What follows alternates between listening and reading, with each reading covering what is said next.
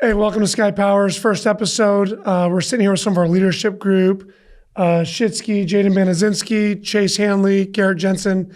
Just going to talk a little about what got us in the space and where we kind of started at and some of our challenges and growths from where we came from and where we're at today. So I guess the first question is, how long have you guys been doing door-to-door sales?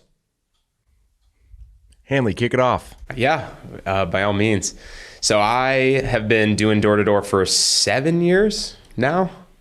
Was 20 years old, going to school, and got an opportunity, sent it out to North Carolina, was knocking dish satellite TV. Loved it. Outsold my manager the first year and was pretty much addicted. What did you make that first summer? I probably made, 20 grand, on tier one.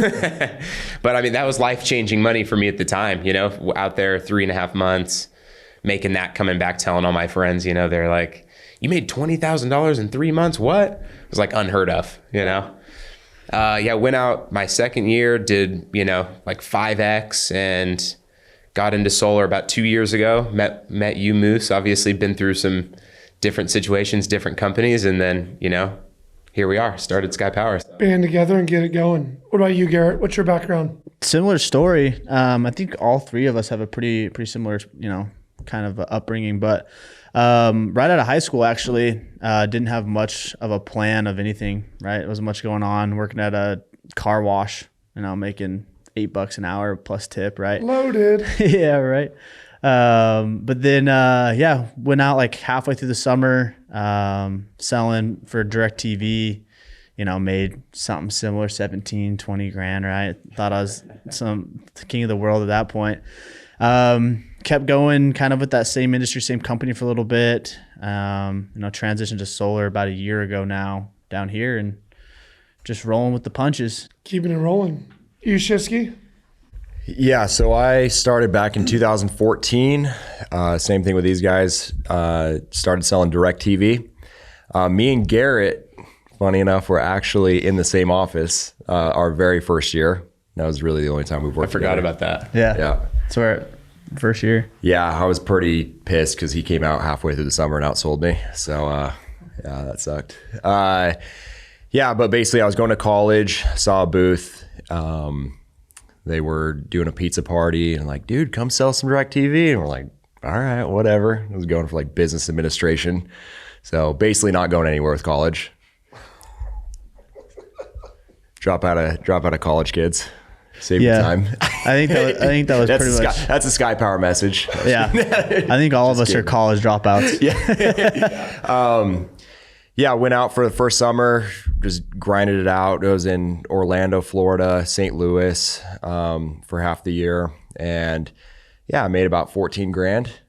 And then, I went over to Dish the second year and I actually managed a small team. And I've been managing and working ever since. What have been some of your guys' favorite times of the summer sales program, just door-to-door sales as a whole, right? You guys have been doing solar for 2 years now, 3 to 4, kind of about the same time period.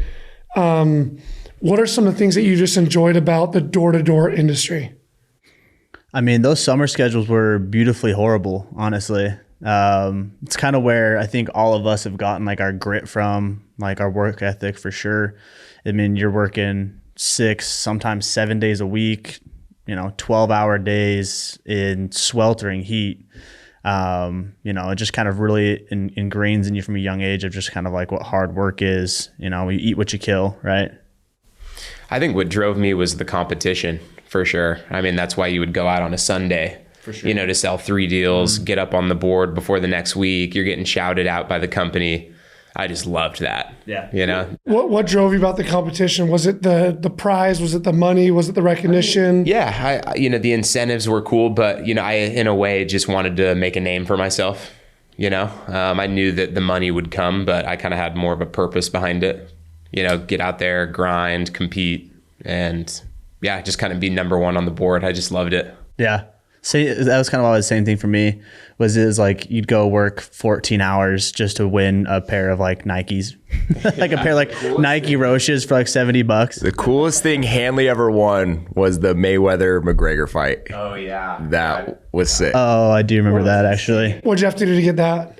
I think it was like a 2-week competition or The something. whole region had to be number one in the region. And then your rep, I remember, was against me. It was like the final round, and I was like, I was like, this is a walk in the park. I'm gonna smash this. Dude, he didn't even know. He's like, wait, I'm in the finals? I'm like, dude, if you win like the next 2 days, and he was like, he's like an hour away from area, like getting hotels, just doing whatever, gonna work like 10 hours. I'm like, dude, if you win this, you're gonna go to the McGregor fight. He's like, wait, I'm in the finals? I'm like, yeah, dude, if you win, you go to the McGregor fight. If you lose, you get dinner for 2 at Denny's or something like that. That was second place. But yeah, you smashed him. What about you, Shitsky? What's your favorite part of the door-to-door side?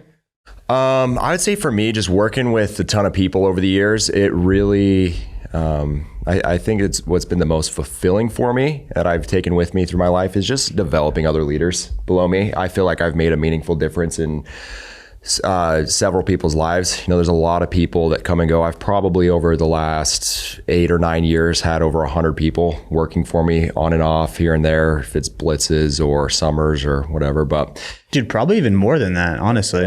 and there's a lot, to be fair, there's a lot of people that are there for 2 weeks, but a lot of bodies, and it's really cool working with those 1 or 2 individuals that really push themselves and they develop through their lives, and they're really grateful for what you provided and what you taught them, and then they do all the work themselves. But just giving that opportunity to people and watching their lives change and their families change and the way that their parents talk to them change, like it's just that's for sure my favorite part about this industry. It's just the leadership aspect of it. Well, I think what's crazy too, and a lot of us come from different areas, right? Southern Utah, Salt Lake City area, Oregon, Alaska, like we're all sitting in different spots today than where we envisioned our life when we were, 10, 12, juniors in high school, right? Going to college, like we're all in different spots. And there's a lot of those struggles that we've come across, a lot of opportunities we've had, and to rub shoulders with people that are kind of, mentorship roles, right? So as you go back through some of your career, like who are some of the most influential people that you've worked with that kind of, either taught you a lesson or a principle to help shape your life? For me, previous companies or with previous leadership or management, my old boss, Cam Gray, was always very influential, just solid dude, like great family, worked hard, like just all around, like just successful guy. But I would say you dwarf any of the leaders that I've ever personally been around, you and Garrett. It's the biggest thing that brought me to SkyPower and keeps me at SkyPower is I've never felt like I've had someone that cares so much about me personally, not so much as like an actual like a dollar amount, right? Like before it all felt like very transactional in this space. Door to door can be like, I can do this for you, but what can you do for me? Whereas with you and Garrett, it's been like way more caring about like myself, my future, my fiance, our future lives together. So that's really been the biggest thing for me that's kept me around through what the struggles of, of the industry and kind of just the difficulties that come with the job, is I'm just fully bought into like you and Garrett. Well, I think when you start realizing that there's more than just transactional, right? You can make money at any company. You can go, online and find 50 companies you'll work for, but when you have a group of individuals, right, and that's part of our culture that we've created within our group, right, which starts, like you said, from like where me and Garrett are at, but you guys do the same thing to the reps that work at SkyPower, right, from a leadership, from a knocking to a mentorship to helping people figure out how to balance, save money to go to work, right? I think all those things are important as we're building it out. So Chase, Shitsky? Yeah, there was numerous leaders. I think, a few names to pop off, like Curtis Burwell, Jordan Jepson, they're all in the solar space now as well, but definitely learned a lot from those guys, just able to build, and take care of guys, develop leaders, kind of like Jaden was saying. But same thing. It's, I don't feel like I've ever had this type of vibe, with leaders. So it's just been awesome. What makes you like that vibe? Like what I think what's special about it? Our culture is like production based, if we're like, I'm excited if you're out selling, Garrett, if Jaden's out selling, like that just makes me want, all right, well, I'm going to go sell 4 deals this week or whatever. That just motivates me. Yeah. But Yeah, there's a couple of people where I feel like for me, when you can be around somebody that almost shifts your perception, and there's been a couple of people that have really done that shifted like what's possible, what you can do. And Jordan Jepson, basically, shout out to Jordan Jepson. He basically raised me in this space, 100%. Taught me how to grow, taught me how to deal with problems, how to, I think one of the best things that he did for me is he basically put me on as a leader really early on.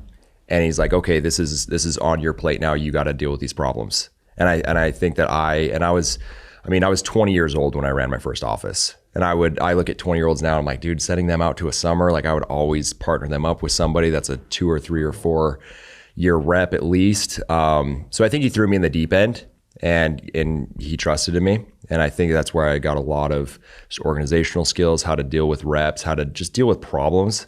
I think that's what in the door-to-door space, what you learn really quickly if you're going to be successful is how to deal with problems effectively and how to deal with people's emotions and their problems as well. Another one that changed really my perception of what's possible is actually Alex Amini. I worked with him a little bit on and off. For him, it was more so of just what was possible and just seeing it with my own eyes. And anybody that's ever worked with him, you're not really gonna remember what he says or his processes or anything, but just his energy that he has with his customers. He just creates wealth and success for himself just through his energy. And so that helped me transfer that onto other people and teach those same concepts. And then someone that you got us involved with, Moose, that I think has made a difference and really brought this thing together a lot is actually Warren Rustand.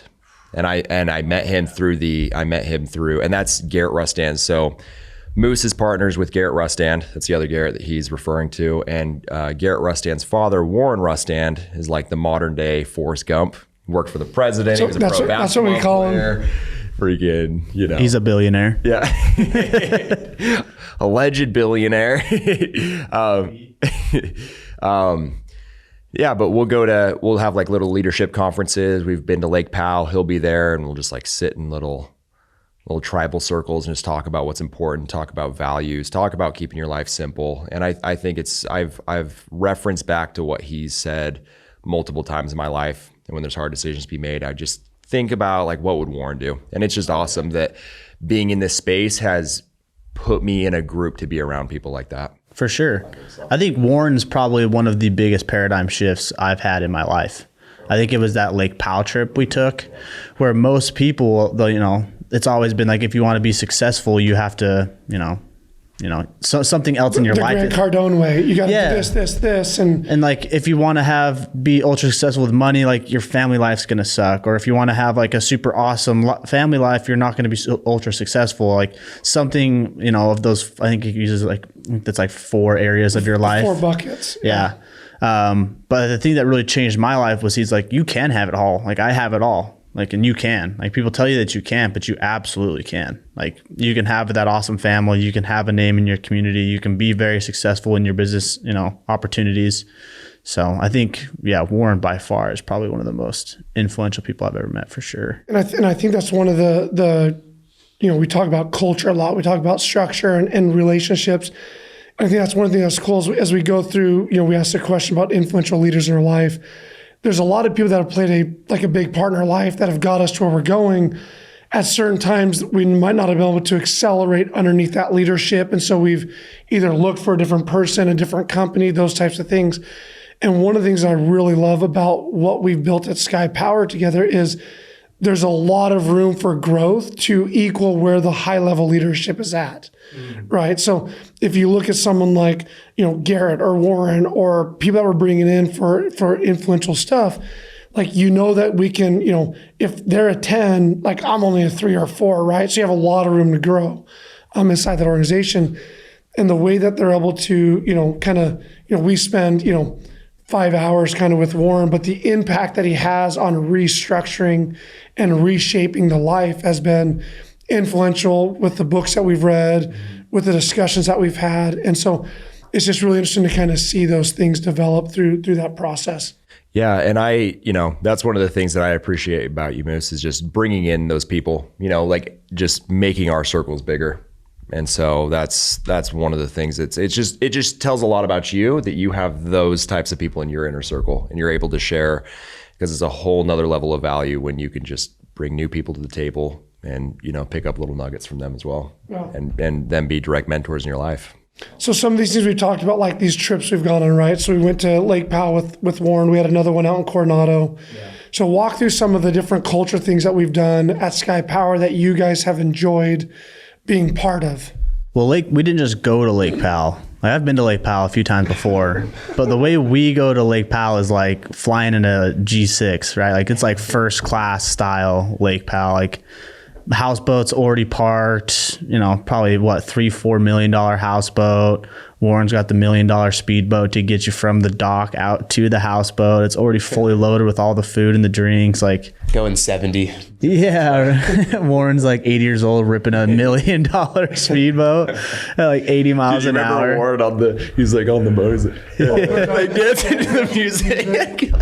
So awesome. But yeah, and then just that's always the stuff that I've loved about the industry, is like those little like small moments, like where you can actually, like, working is great, but that stuff where you like outside of work, where you can build like long time lasting relationships. Like there's people that I've worked with at different companies, even like Ferris Grahovic, he's one of my groomsmen for my wedding coming up September. Like we don't even work at the same place anymore, but like we've worked together since 2016. So that's what I love about this industry, is you're building those lifelong lasting relationships with people. Yeah. And I think either you asked it, Garrett, or you asked it, Jaden, when we were sitting there, and it kind of helped breed a little bit of like what we want to build as individuals. When someone asked, Warren, like, what was like the best decision that you've ever made? And everyone was waiting for like this, well, I invested in this stock, or I bought this, or I met this person. And it was like marrying my wife. Yeah. He said I should have married her sooner. Yeah. Without question, like all the opportunity that he's had, it was all about like the most important person in his life was his spouse. Was that you that asked that question? Yeah. And I think that goes to like the family type of culture that we've created, where we understand there's a balance between work and play, right? We work hard, we have great opportunities to make money, but we're able to utilize that for other opportunities or other, things. We went to Coronado probably 6 months after that. So anyone want to share on the Coronado experience and just any nuggets that we picked up that kind of influenced your life? I mean, I just like, we go out and have fun and spend the whole weekend together. It's not, we maybe do a meeting, throw out some gear, stuff like that, but we just all hang out, get to know each other. You hang out with people that you don't really talk to on the daily, out on the doors or in the office or whatever. Yeah. So you just like really get to know everybody that works together, which is cool. On the doors and off the doors. I got a question.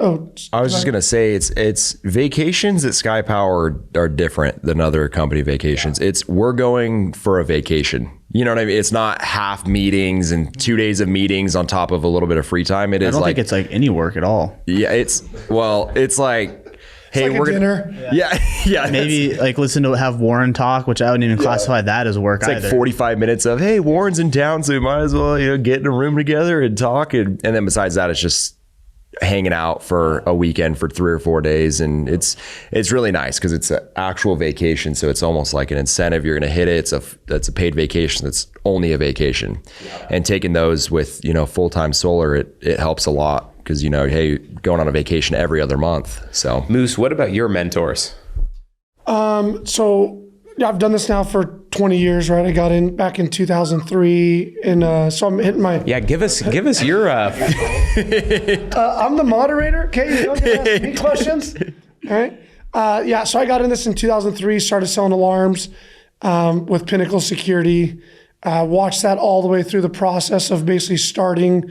A couple years before I was there, they sold off in 2012, I believe it was, to Protection One. From that point in time, I was like, okay, I was part of a process. I enjoyed it, but I want to be a more intricate part of leadership, of direction, of vision, of clarity. And so we started my own alarm company at that time. Through that, just through mutual connections, linked up with Garrett down in Tucson, and we partnered up together to run an alarm company nationwide. Built that to about 8 or 9 different states, and had some health issues that popped up, and decided that traveling all the time was going to work, and so started dabbling with solar here locally, and did really, really well. Sold, I think, like 32 deals in my first kind of 6 weeks. And you made $1 million, right? Your first year? Yeah, my first year I made $1.6 million in like 6 months. It was awesome. It was, I mean, coming from a space of security, which was life-changing, right? I grew up thinking, I'm going to make, if I can make $80,000 a year, dude, I'm going to be loaded. Yeah. Like I'm going to have like the penthouse on the ocean. Yeah. Like I didn't even know what Bentleys were. So like I'm going to drive up like Mercedes-Benz.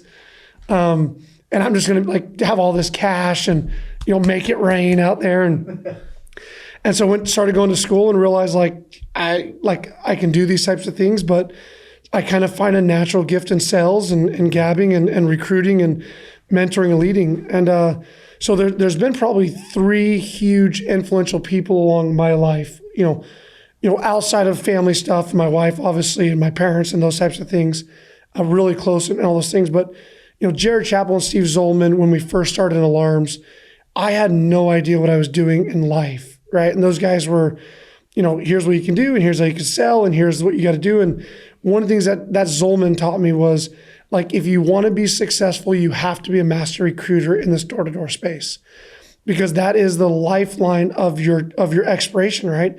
At some point in time in the door-to-door industry, everybody's going to come and everybody's going to leave. Like I'm not going to be 80 years old knocking door to door, right? So there's an expiration date, and the more you can recruit, the longer you can live in this luxurious space. If you lack recruiting, then you're a 1X person and you kind of fall by the wayside, because at some point in time, your thirst is no longer able to be quenched, right? Like you got to go do something different. And so he really helped me to understand that everything comes through recruiting.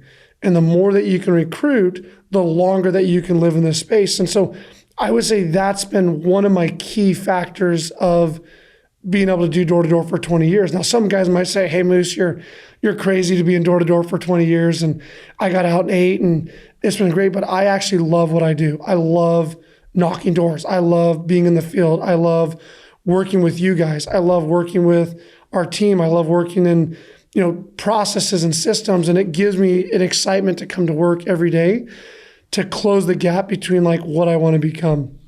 From that period right there, right, the next version of my life was Garrett Rustand, right?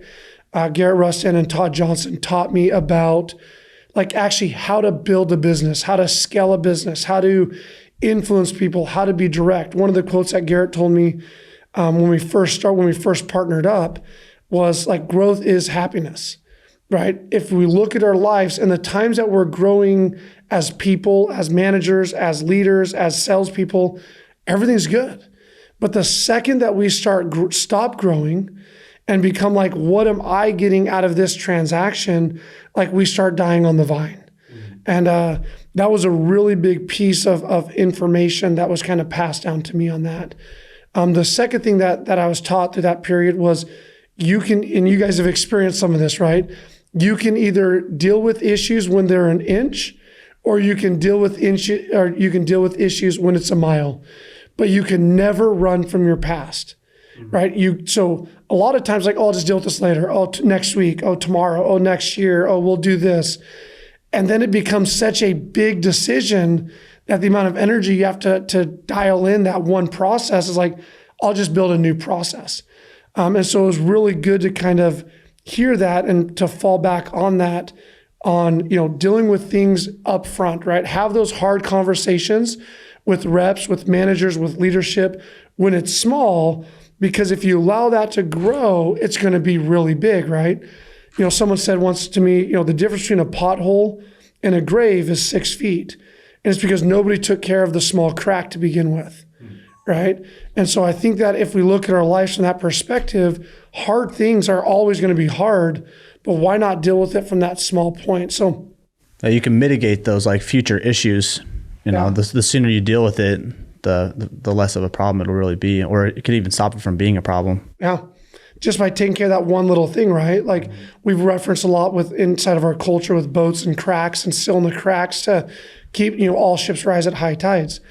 And, that's part of it, right? If you take care of a small crack, it's good. But if you let that crack just keep growing, eventually water has the biggest ability to create, detrimental impact in our life, right? And it all starts from one little thing. So those are probably some of the people that have influenced me to be the leader I am today. I feel like I'm influenced by you guys individually because, what you guys want, I need to become and do.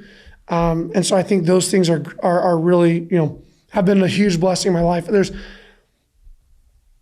I never once imagined that I would live the life that I did. Just never, like, we were talking at the basketball game of the night. I think I was talking with Chase about like our parents, right? Like, do my parents, let's talk about that for a minute. Like, do my parents thought I was freaking nuts getting in a door-to-door? Like, this is nuts. Like, dude, you're going to school. You have a career. Like, what is, like, dude, you're going to get screwed over. And, after about 3 or 4 years, it's like, okay, well, my trajectory was kind of like Chase's, right? My first year was like $25,000. My next year was like 65, then like 112, then like 215, then 330. Like, it just kept going up. So about like the third or fourth year, like my parents were in Alaska. I lived down in lower 48, which, is a long distance. Is that how you guys refer to the rest of the country up there? Yeah, you say 48? The lower 48? The continental United States of America. So... I know, like, in Hawaii, they'll call it mainland, but you guys call it the lower. There's Alaska, Hawaii, Puerto Rico, and then the rest of the United States of America, which is the lower 48. So Moose is basically Canadian. You think you're better? You think you're better than us for the lower 48? A little bit. Yeah, we are bigger, but they came down after about 3 or 4 years. They came down about 3 or 4 years. They saw the office and they saw what we were doing and they saw our house and they saw what we were able to provide and they're like, okay. Like, we can get behind this because the life that we were living was a better version of what they were living, right? From either a financial situation or an opportunity situation. And so I think that was a huge eye opener for them and for me of like, okay, if I choose to accelerate in this space, I can have whatever I want, right? The $1 million home isn't off the table. The houseboat isn't off the table. The new cars isn't off the table. We're growing up, right? A lot of us are like, dude, shut the lights off, right? Like, don't run the water, right? Turn the water off if you're wasting it. So what were your guys' kind of interactions with your parents as you're like, hey, Mom, I'm going to be a door-to-door salesman for the next 20 years of my life? Mine were just like, are you sure? I was like, yeah. I mean, yeah, they were pretty supportive, honestly. I'm thankful for that. They were just, kind of do whatever you feel's best. But, I think they were thinking I'd come back after that summer and just like, nah, I'll just get a real job. But I just sent it full force, dropped out of college. They probably weren't happy about that. But I know they look back, they're like, yeah, you made a good decision. But yeah, it's easy to look back from now, right? But and we'll get to that in a little bit, like the growing pains along the way, right? Before we transition, but like, I want to come back to a topic of, we've all looked at a door and said, I'm done. Like, I'm not knocking anymore. Like, I'm over this crap. I'm over my payroll. I'm over whatever it is. So we'll come back to that. So Garrett and Jaden, kind of your parents' thoughts on getting into the door-to-door space? I think my parents are probably the anomaly. For some reason, they thought it was cool as shit. They're like, what? You're going? I mean, I think they were just stoked because I wasn't really at my trajectory. I had like a lot of like good looks, right? Like I was like, had some entrepreneurial things at a young age. Like, I was going out on Saturdays and pushing around a snow blower and, collecting $20 from people and blowing their yards or whatever. And then doing stuff with like in the summers for like landscaping, but then kind of turned into a shithead through high school. So I think they were just like super stoked on me doing something, right? Like going completely out of my comfort zone. So they've always been super, super stoked on it from, a pretty early stage. What do your parents do? Just out of curiosity, like. I mean, Are they in sales? Are they in that type of stuff? Or my dad's always been a little entrepreneurial. He owned a steakhouse for a while. Most of his career has been in like insurances and things like that, life insurance stuff, sales, things like that. So he always understood like the commission based like kind of world. What's funny though is like my parents are like super familiar with the door-to-door industry now, but my fiance's mom is not. So she like doesn't understand because Kaya just doesn't work. So she's like, she's like, so when are you going to get a job? And she's like, well, I don't need a job. She's like, you're trying to tell me you're 25 and you don't need a job and your fiance knocks doors. And she's like, yeah, pretty much. So it's funny to see that because there's like, I don't know, it'll be interesting 5 years, show them what happens. How it works. It really is the most confusing conversation when you're like talking to a dentist or something and they're not from Utah or I'm a solicitor. Like what? Yeah, dude, I'm a solicitor. I drive a Tesla. They're like, what are you like selling? Like, oh, like magazines. Oh, nice. You selling like that spray stuff for the windows? You selling vacuums? Yeah. You're a Kirby guy? Yeah. You're at a social. It's like, hey, what do you do for work? It's like, oh, I'm a doctor of this. It's like, oh, that's cool. Like, what do you do for work? It's like, I'm a door-to-door salesman. It's like, oh, nice meeting you. Like they don't know what to say. It's so funny. Like you have all your teeth though. What's going on? I would say my parents were super supportive too. They, I think that was really a pinnacle in my success. I know my parents' approval on certain things. I look up to my parents a lot. And at a younger age, it's what they thought and their opinions meant a lot to me. They held a lot of weight. And I think that's a similarity that all three of us have is our parents were at least somewhat supportive of it. I've had so many reps that work with me that is the thing that kills them is their parents are always on their butt. They're hating, they're cutting them off from certain things. Oh, you're going to change your life like this. I'm cutting this off. You're not invited to this family event anymore. We're going to disown you as a family member because they just think that they just don't get it. They don't get the commission only job. They think they're wasting their time. It's almost like they think we joined some like satanic cult. Yeah. That's how some people react to it. Or they're getting, they're going out and they're getting in trouble or like, what are you really doing out there? How are you really making that money? Are you like, you're out in Florida somewhere, you're making all like, what's really going, We're just all smugglers really deep down. Like it's there's no job. It's just like, oh yeah, mom, I'm going to Florida. The company's paying for my housing and there's some cool incentives based on what I sell. Import, export. I started my own bank account. I just keep my own money private now. No. I remember talking with them actually as me and my buddy Travis decided to, go do this. We had a little binder with us. I was like, Mom, yeah, I'm going to go and I'm going to make $20,000 this summer and I'm going to buy a BRZ. Like a little Subaru BRZ, a $20,000 car. They're like, so you're going to go work in Florida for 4 months and buy a BRZ? And I'm like, yeah. Like, all right. And then as I got going, it sounds like my parents were in similar positions as your parents were as well. Yeah. Garrett, my stepfather was an underwriter for an insurance company. And then what really helped was my mom, she works with new onboarded producers at her insurance company. So she would teach them, the systematic processes of basically putting them on like a roadmap to make their first $100,000 and the mindset they have to be in and different. So it was really helpful for me because through my really early experiences and my early, any issues that I had from the beginning, I could always go to my mom. And she was always so supportive and always just had the best answers. And it really helped with my mindset. And she would say, the biggest thing that made me not worry is you never came to me for money. After you went, you took care of yourself. You're never calling back home for money. You're making, now that you're financially stable in your life, you can basically make your own decisions and it's not my right to come in between that. Yeah.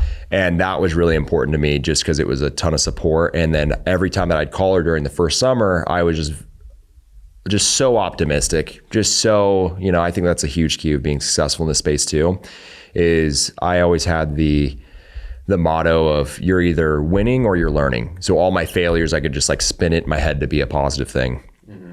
And that kept me rolling, that kept me working every day. and kept building. And I knew I could make this work out. I knew that I was in control of my own work ethic and I could turn this into whatever I wanted to. And that was it was interesting because I was actually talking to my mom about this over the weekend, but it's funny because when I first got into the space, I knew nothing about it, never saw somebody go door to door. I knew about some guys at Vivint, that what they were doing and what some of my other friends were doing. And oh yeah, dude, I'm selling alarms, making $500 a pop. I'm just like, dude, that's crazy. You make what I make in a week and you sold 2 in a day? That's nuts. Or 18, 19 years old. And I always had it to where the people that I respected the most and that I looked up to and that I wanted to become was sales managers of those people. I thought I had the most respect for sales managers. It was funny because I was able to do that within a year. But I just thought if you can be a sales manager, you're a freaking badass. I remember just being handed a binder and all right, go figure it out. I'm like, okay, what do I say? Just tell them it's cheaper. All right, sounds good. I sold a deal my first day though. I was just like, yeah, we'll get your bill down to $50 a month. You got DirecTV, right? Yeah. Here are the channels. All right, let's sign you up. All right, sounds good. So let's make a transition into SkyPower and solar specific stuff. So Chase, I was thinking as you were talking, right? So you guys have been with SkyPower basically since the beginning, only company you've worked for. Chase, you kind of came, worked with me for a little bit, like bounced out a little bit, kind of did some other stuff outside of SkyPower, and then moved back to SkyPower. So walk me through some of the differences that you saw in that kind of 5 to 6 month period. You mean like 2018 before SkyPower? Before we created SkyPower, yeah. Yeah. I mean, I think, I came fresh off of a summer managing a team selling satellite. And I mean, I've just always been a loyal guy to the company I've been with. So, there was just relationships I've built there. I was like, I don't know if I want to, make a move. I'm just like, that's just kind of how I am. I'm all on loyalty. So I just wasn't really sure, but I knew I wanted to get into solar. So I, met with you, and then, I knew of another buddy that was doing it out here, just kind of 1X guy, just, doesn't have any reps, just goes and sells, 6 to 8 deals a month, and he's making good money. So I went out, learned from him, kind of learned a lot on purchases, and then kind of realized I wanted to be within a culture. So there really wasn't one at the time. It was just basically me and you and, basically, yeah. But it was fun. We threw some incentives out, stuff like that. Jaden, Garrett, came on and stuff. So started selling, PPAs a lot, and then obviously transitioned back. So was the biggest thing just looking for a culture? Because you came from a culture. Because that's what, that's what motivates me personally, is just being around guys, the camaraderie, incentives, trips, stuff like that. And then production based, everybody get out and sell, and you're doing it together as a team. Yeah, and I know Shitsky, you guys came from the same division, right? Previous company? Same region. Right, same region. So, I know you focus, it was really hard, relationships, right? I know you were within that organization. Were you guys the same time there, or were you there first? I was there a year. Year before? Like a year or two. What was your first year? What year? 2016? 20, and I started you were there in 14. 15. Because 14 we were at Clear. Right. But I was same leadership though. Same leadership. Same. So it's basically the same place. So for anyone who's listening, do I really want to get into solar? I would love to take that jump, but I've been comfortable at, pest control X. I've been comfortable at alarm Y. I've been comfortable in this space. How would you handle that transition to get to where you want to be without ruining relationships? Because I know both of you still have relationships with your previous leadership groups, right? So walk me through the best way to handle those things when moving from company to company. Yeah, I felt like I was very, upfront with what was going on at the time when I made that transition. I said, hey, here's what my plans are. Here's what I've come to the conclusion of. This is where I'm at, basically. And then there was a little bit of, there's a little bit of transitional pains that go on. Again, when you have leadership and you have good leadership, they're your best friends. At the end of the day, and it sucks. Thanks, Shitsky. We're best friends. Yeah, best friends, dude. And that's what was really tough for me. I was really good friends with Jordan. I look up to him a lot. There's different people in my life that he still helps out today. He's just an overall good person. You just feel like you're almost it's like you're breaking up. I remember when I called him, I was like, hey dude, I really appreciate just like first off, I want to start. I just really appreciate everything you've ever done for me. It's not you, it's me. Yeah. It's like you're breaking up. That's what he said. He's like, it was like 2 minutes into the conversation. He's like, dude, it sounds like you're breaking up with me. What's going on? And I was like, yeah. So anyways, I'm going to go do solar. Sorry. And there was some complications in it just because we were at the point where we own multiple properties together. That was his thing from, okay, you build teams and you build your net worth. And then, hey, we'll get together and we'll invest in these properties together. We'll leverage these different things to have our money make money for us. And so that got the complication, that was a little tougher on the complication as well. For me, a big thing was the timing of it too. It was where, COVID was hitting.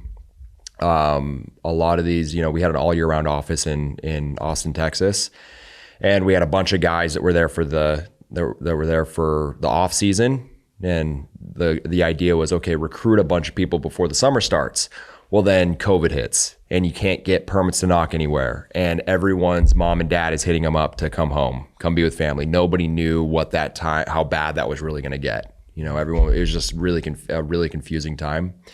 And what I've experienced is that if you're going to have a mediocre to successful summer, going into the summer, you have to have a ton of momentum. It's like, dude, we're going to blow this out of the water. We're going to be the number one office.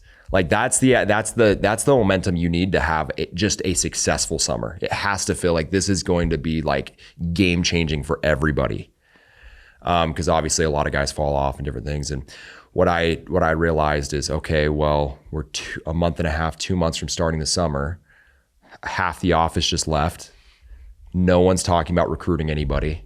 Like this is not going well. I can see 2-3 months in the future here, and this is not going to go well. And then it's just the money difference, and everybody's, in my opinion, from really everything I've seen, everybody I've talked to, everybody's transitioning to solar. Our whole old company is all solar now. Mm-hmm. It was the same thing. My decision really lied in, I want to work with somebody that understands the space and they've already gone through some of the growing pains and they really know what they're doing. And and my old regional actually left the company as well. And now he works for a solar company, Legacy. It's a lot of those same things. I knew Moose was already super successful. He could teach me processes. The guys that they were going to hook me up with just weren't on the same level as for sales. I had a relation, really what it was based on was just my relationship with Chase. I trusted him. And then there were some other people that were working with you as well that were doing very well. So you weren't just an outlier. And then it was just a, hey, I got to do what's best for me right now. Because ultimately that's what it comes down to, right? Like if you have a relationship with an individual, like if what's best for Chase is like, I need to support what's best for Chase. I need to support, if that's being at company A or company B as a friend, that's my responsibility, is to support that decision. Right. And that's really what I appreciate about my old leadership. And I think that that's a sign of a good leader is they don't turn around and, dude, how could you do this to me? You freaking screwed me. Like I thought you were my friend. Like it was none of that. They were very respectful about it. And they were, hey, you do what's best for you. And because if you're a good leader, you're not worried about guys, leaving. Cause if you're really good and you have a good structure, people will always come back as well.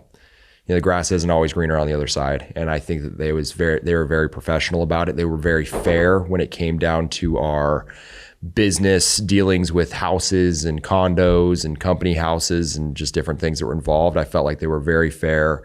They didn't try to twist my arm for anything. And so it was, it made me keep a lot of respect for those guys. And you don't have to leave, the reasons for leaving isn't because it's a bad company. Right. It's because there's a new opportunity, right? And so, Gary, I got a question for you, right? It's like when you were ingrained in that space, in the dish space, and that was like your system, high producing, you get this dopamine, 5 to 6 times, 7 times a day. right?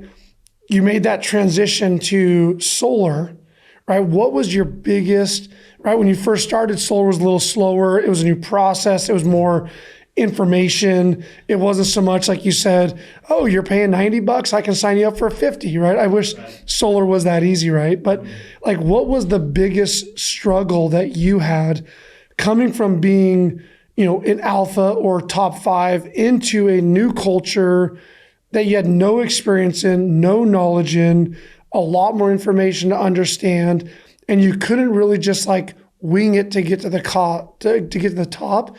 It took real dedication and commitment. So like, what was kind of that biggest challenge as you transitioned into solar? Well, for me, it was like a super big leap of faith. I knew of Chase from a previous company. I didn't even reach out to you, which I don't even know why I didn't even contact you, because I knew you more than I knew Chase. But yeah, I mean,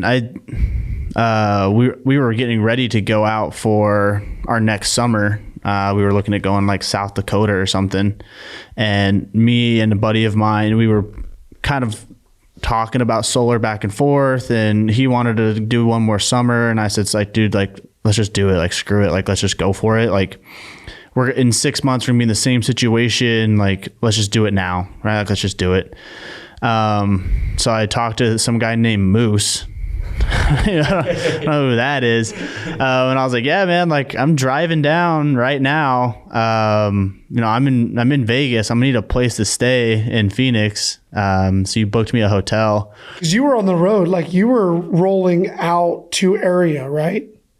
Were you home, or were you, we were, it was like beginning of April. So we were like a week or two away from heading out for the summer. And same kind of thing. We kind of came off of like a rough summer before due to like COVID, kind of what you were saying, Shitsky. So it was going to be pretty much just me and him, just like 1X in it for the summer, bouncing around, just trying to hit high numbers. So I kind of pushed the issue. Like, let's go. Let's make the switch. Previous company, they're always gonna try to keep you around or whatever, but I was just ready for something new. I was ready for a new challenge. I'd been with the same group of dudes since 2014, and I loved them all. But like, I think it's very important you always want to be the smallest fish in a room, right? Like, when you're constantly finding yourself as the big fish in every pond you end up in, like, you're never going to grow.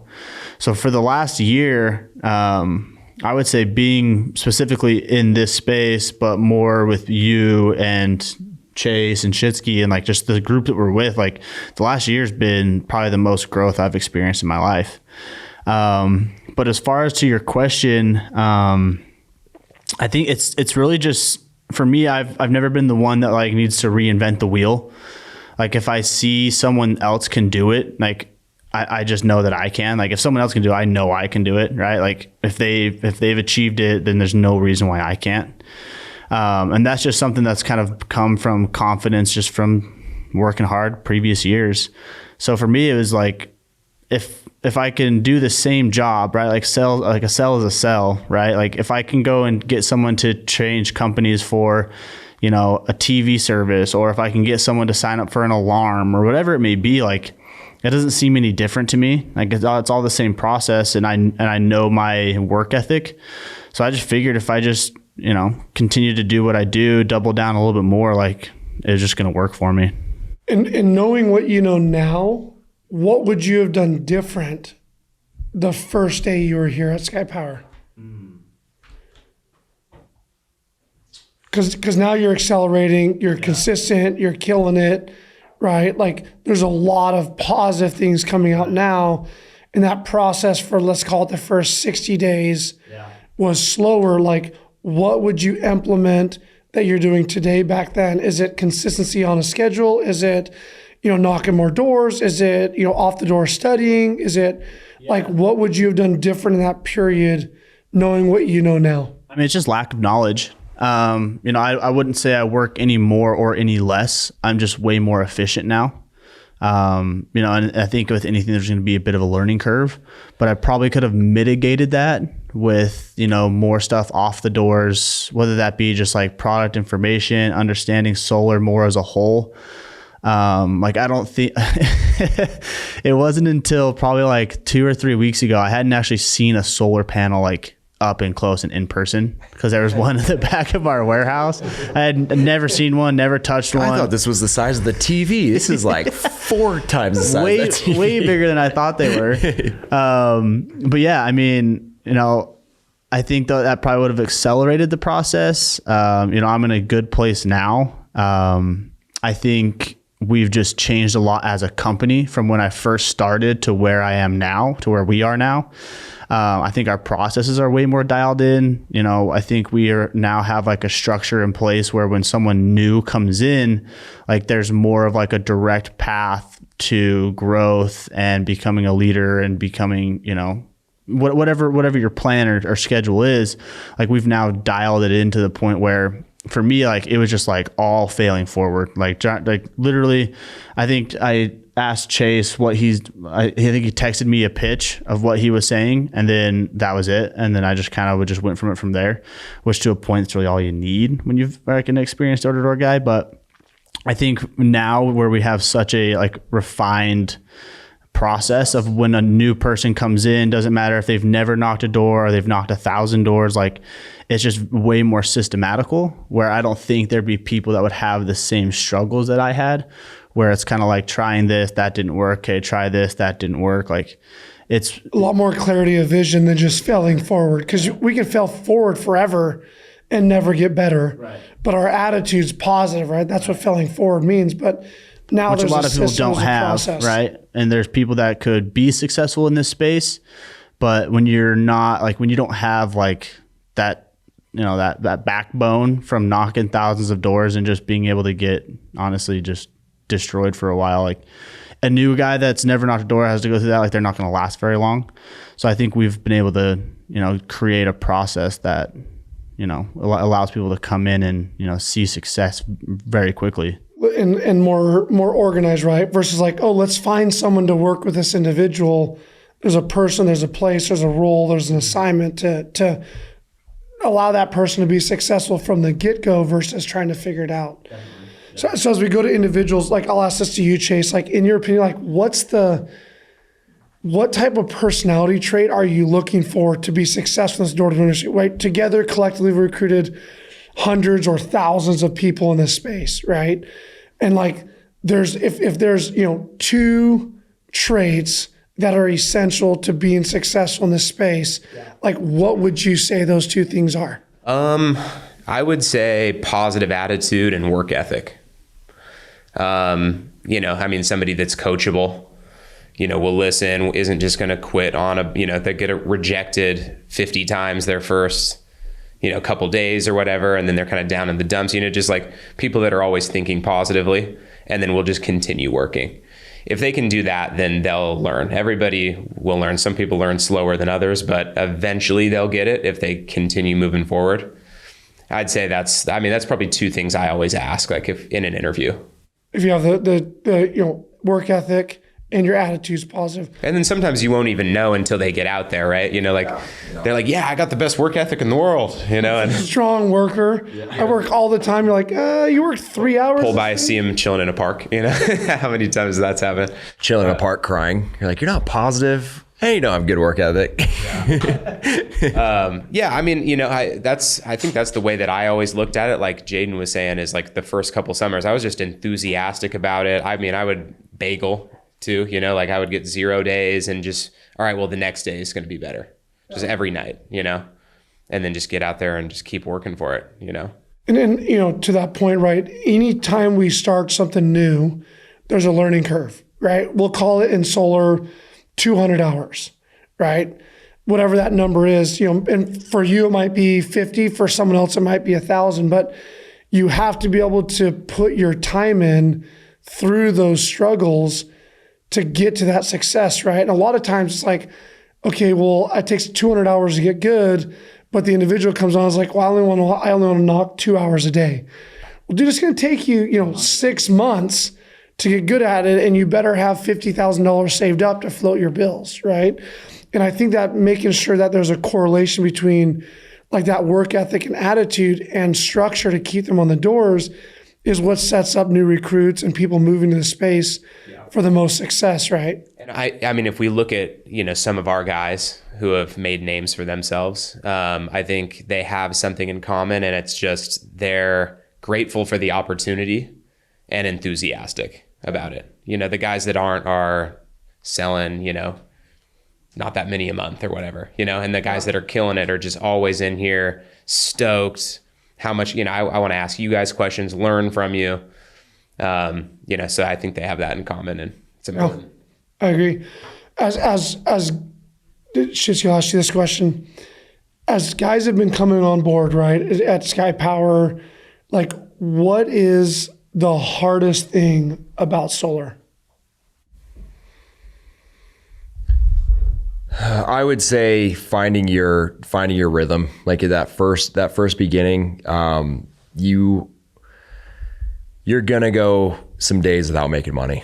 When you first begin, there's gonna be a while before you get a good paycheck or before you get consistent pay. That's the biggest difference, I would say, from pest control alarms and satellite. You can always, if you go talk to enough people, you're going to go find a deal a week, 2 deals a week, and at least have a couple of $100 coming in every single week. At least have $600 coming in as long as you're putting in the hours. I think that's the biggest thing with solar is there's a lot of off the door trainings. I know that was my biggest thing was I feel like I got really good at closing because I was able to have a relationship with Chase, and you taught me step by step of exactly what to say. And even with that, it still took a month and a half. And I think that's the biggest challenge in going in these markets that are hit a lot and just not getting down on yourself. And you're not going out to, a satellite. We were going to small towns that were never getting hit, that were you'd find some laydowns, and when you're managing the office, you get first dibs on all the best areas. That's how Phoenix is, right? You're the first solar guy to knock on their door. Yeah, that's what's great about like the city of Phoenix itself is I'm the last one to knock on their door, that's for sure. Yeah. Yeah. Everyone I come to, they're like, wait, I can put panels on my roof? Like, yeah. As a leader, how do you manage proper expectations, right, of your reps, right? Like, because in this industry, there's a lot of highs and there's a lot of lows, right? You have, dude, I sold 2 this week. I'm going to make $20,000. Oh, crap. They both canceled because of review and now you're broke, right? Or, oh my gosh, like I set 7 leads today and the next day none of them sit, right? Like, how do you manage the expectations of people on your team? I think it's from the get-go when you're first sitting down with them, when you're talking about, and typically when you're talking about money with solar, it's usually the second or the third conversation that you're having. Here's what the pay scales look like. Here's what you can expect to make. And I think really undershooting what they actually can make. So talking with somebody and it's, hey, if you're a lead setter, if you come out and you work really hard, you can make $50,000 a year. Oh, you want to come on as a closer from another industry? Plan on your first year about making you make $100,000 right now. Plan on making 100 to 120 your first year. Really setting those proper expectations from the get-go. Because I think guys can get, I could make $750,000 my first year selling solar. I can 5x my income and I'm already doing really well. And so I think just keeping the upfront expectations realistic, because if they're not on track for that in their first 3 months, then they can get really down on themselves. And what I found is what's really different about solar with satellite is to be really successful, to make a lot of overrides, you need to have a team of 10 to 20 people on your team. If you're going to run a really good office, if you're going to get really good back-end checks. With solar, it's completely different. You can have 2 good guys that are coming with you, and they'll make you twice as much as a 20-man dish team would. And so I think just, a big thing too is getting rid of guys that are not going to cut it, getting rid of them fast. Like going back to the question, what would I have done differently? I came over and I had 16 guys that came with me. I wish I would have cut 3/4 of those guys off after the first 2 weeks, after the first 3 weeks. But the margins are so good. You're like, if I can just get them to do one deal, like I'm going to make so much money. But you start realizing like the value of time and the lost opportunity. And they bring down the energy of your team. That's the biggest thing. If you have someone that complains and always is salty and always has issues with something, and they're not really producing, not really working, they're dodging their work days, it just brings down, there's always an excuse for somebody else to make that same excuse because there's somebody else in the office that's getting away with it. And that's what I found is, if you want to run a successful solar team, like, go find 2 or 3 studs and forget about everybody else. And the amount that comes in for monetarily, it's way better. And then then they'll end up being your leadership group, and then you cut a lot of their guys off as well as they bring them on. But yeah, I'd say the hardest thing is just the learning curve of it. There's a lot of information. It's not go out on your first day and absolutely kill it. Now you can set a ton of leads, but those guys that are setting a ton of leads, they want to become closers, and it just takes time. And then there's a transition from when you're a lead setter into a closer of not as many of your deals are going to close. And so you're actually going to take a little bit of a pay cut at first as well. And, really having faith in your company. That's so much too. Some guys just don't have faith. If it's not right here, right now, they don't have that faith. They don't think it's going to get any better for them. And that's really the biggest thing to get over with solar. I love the guys that come in and are like, oh my gosh, I can make so much money. I'm going to make $1 million this year and I'm going to go crush it. Like 3 hours on the door, like they quit answering your phone. They never responded. Yeah, they Ubered home. They never show up at the meeting. Yeah. It's like, dude, what happened? He's like, I got a better opportunity somewhere. Well, what are you doing? I'm working at Quick Trip. So I need that consistent bread, dude. Sorry. So I'll turn it over to you guys, like, to ask me any questions, right? So we'll wrap this up in the next couple of minutes. But like, any questions you guys want to ask me as just, from your guys' perspective or what is your personal long-term vision, for SkyPower? So I think when you look at what we built at SkyPower, the first thing was to create a sales organization that was close-knit and intact with each other, that has a system and process to mentor and build other leaders, right? We love making money, but we actually talk about creating wealth and creating happiness and balance in life.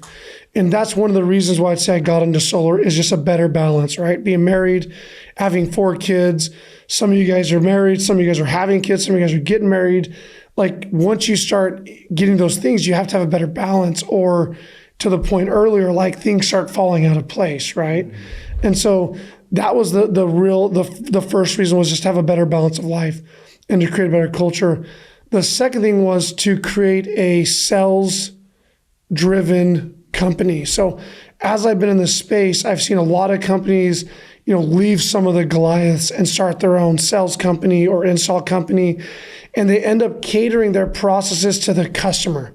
And they forget that the reason that they're in that spot to begin with was because of their sales org, because of their relationships. And once you skip the information from the sales org and start focusing on the end result, you start losing people on the line. And one of the things that I've loved about what we've built from a culture is very few people have left that we wanted to keep. Right now we've had guys coming through, and we've lost some guys that we'd love to have here, and they decided there was different opportunities for them that we supported them on that. But as a whole, most of the guys that have left, it's like, well, we can replace them, or we can build more, or we have an understanding of what we're building is bigger than what is here in place today, right? And so when you understand what we want to do and what we want to build, that creates a little bit more clarity. So I think building a rep-based company, right? That the rep experience is at the highest level. The customer is a byproduct of that, right? If we take care of our reps are going to take care of our customers.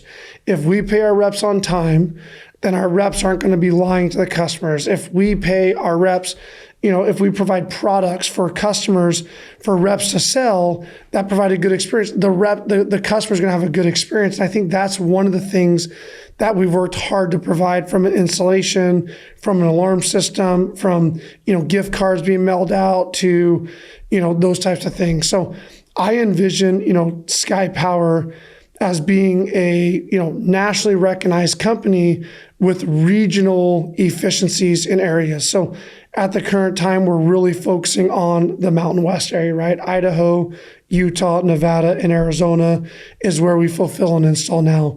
As we perfect that process and get it going, we want to expand into other areas. We have offices that we can do out in Florida and Texas, but make sure that our systems are efficient, our guys are getting taken care of, the installs are done correct on the first time. And that's kind of the experience that we want to create at SkyPower. This kind of piggybacks off that. It might be kind of recapping a lot of stuff you just said, but why SkyPower? I think if you're new to the industry at all, there's not really a lot of company shopping, but if you're looking to get into solar and you've been in the door-to-door industry, why would someone land on SkyPower as opposed to somebody else? So I like that question. You think about it as a generalization topic, but I think from why SkyPower, and I would put a lot of the things as a recap, probably like you said, like you guys are different. From my perspective, I've been in this industry for 20 years now. We've said this from the beginning with guys that have been here. I've never worked with a group that I've cared more about because they care more about me than themselves. And I think that that's really empowering as a group of individuals, right? I'm so loyal to Chase, but Chase is double loyal back to me, right? And then Chase is able to take that loyalty and that system, that process, and reciprocate it to people that work with him and his organization.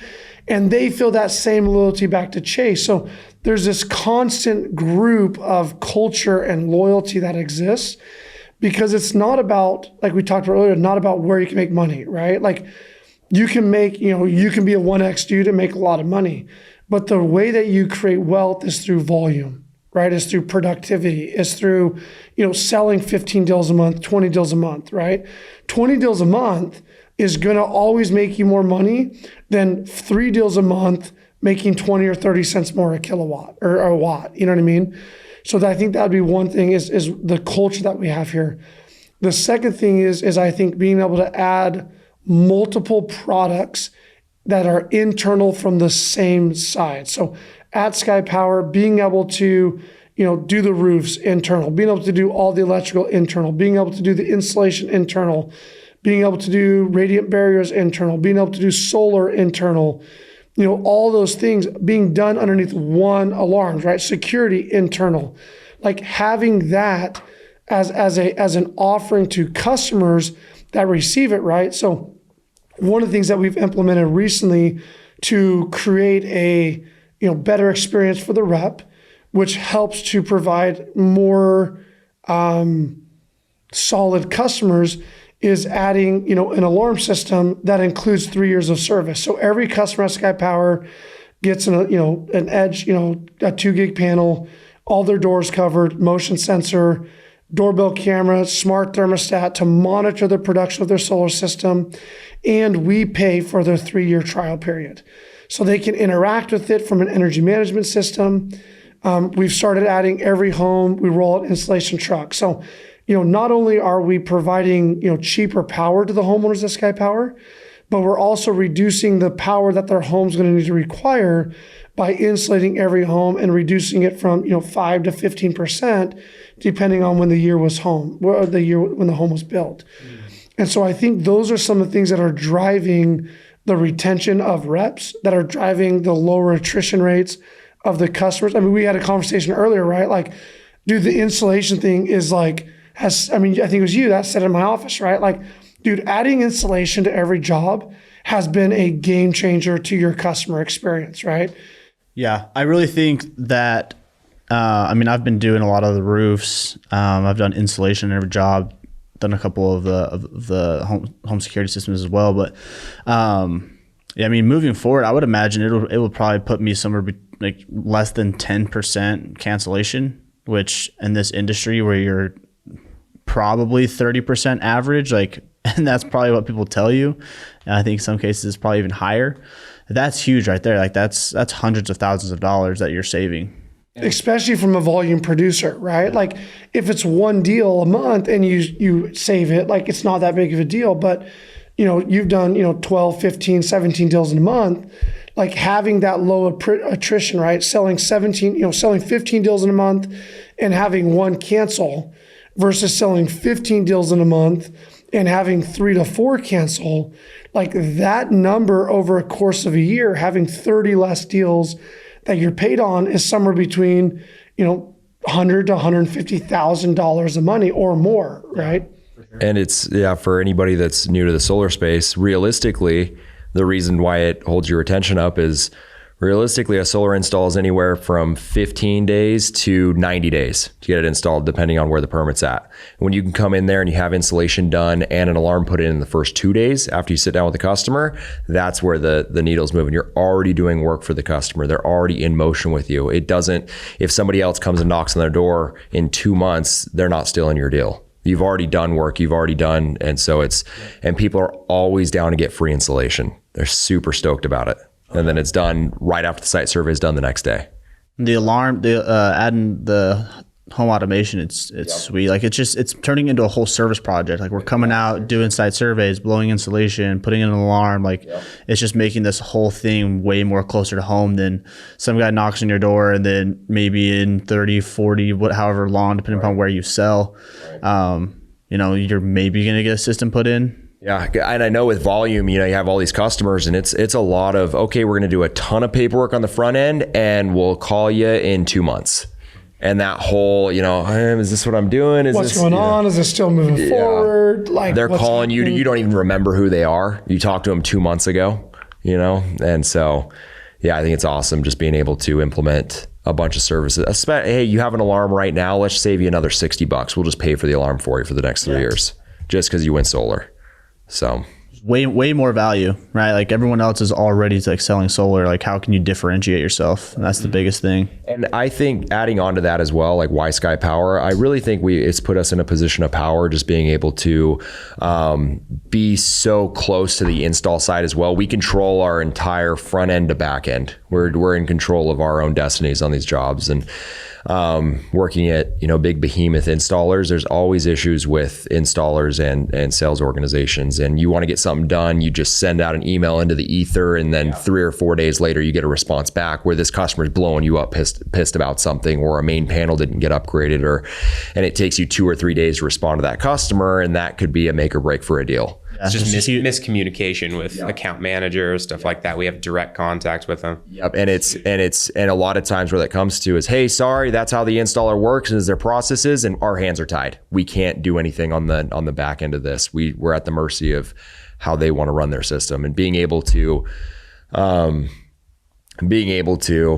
just reach out to somebody directly and take care of issues right away and talk to people in person. It's been huge for me. Any other questions for me? I think that was great. Okay.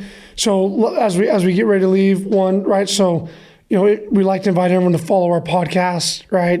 We're going to start doing these on a regular basis. You can go on Instagram at SkyPower Life, also on Facebook. Yeah, that's the other one. And so follow us, get used to it. You guys all have different Instagram pages, so I want you guys to go through and share those, and we'll leave with this final question. It's like, why did you guys choose SkyPower, right? So why are you here in a 30-second blimp? Why are you at SkyPower? Yeah, something I went into a little bit before, but it's just basically being around high-level people, Moose, you're a huge reason for it, because I saw you were able to transfer the skills and the knowledge that you had onto other people, and they were having similar success to you. That you had a track record in this industry of more than anybody else that I knew of. And I talked to you and I trusted you, and just a leap of faith. But that's what it came down to for me. I think just that we've been creating this together for the last year almost has just been awesome, especially how far we've come, and being that we're a part of that together. And, I just being able to separate ourselves. There's so many different, solar companies in Arizona, solar in-house install crews people are doing, but I think that we're a lot different with what we do. the exclusive deals we have, with finance companies, stuff like that. Yeah. And I mean, just the guys we have are just awesome to be around. So can't complain one bit. Love it. Garrett? Yeah, I mean, mine's, it's kind of going to get redundant, but it's you, it's Garrett, it's Warren, like I think it was from that first, Lake Powell trip, when I first met like Warren and Garrett. But I like, as soon as I met you, I was talking to my dad almost in like a weird way, you know what I'm saying? But yeah, like I've just always had, like, I've always felt like you genuinely cared about me. You always had my back. I've been able to come to you for more things than just like work related stuff. I've been able to ask you questions in regards to like life and, financial stuff, and just like, it feels like a family. Like you and Garrett genuinely care about me. I'm not just like a number on the board like it's been in the past. So that's kind of that's what drew me here, and that's what keeps me here, is just the culture and, just like that family atmosphere. Awesome. Well, thanks, guys. It's been fun chit-chatting and getting caught up to the SkyPower life and what we're building, what we're doing. So there'll be more of these coming. Add the people below to your page. Follow them for solar tips and update references on culture and things that we're doing here at SkyPower. So thanks for tuning in. Appreciate your time. Peace. Peace.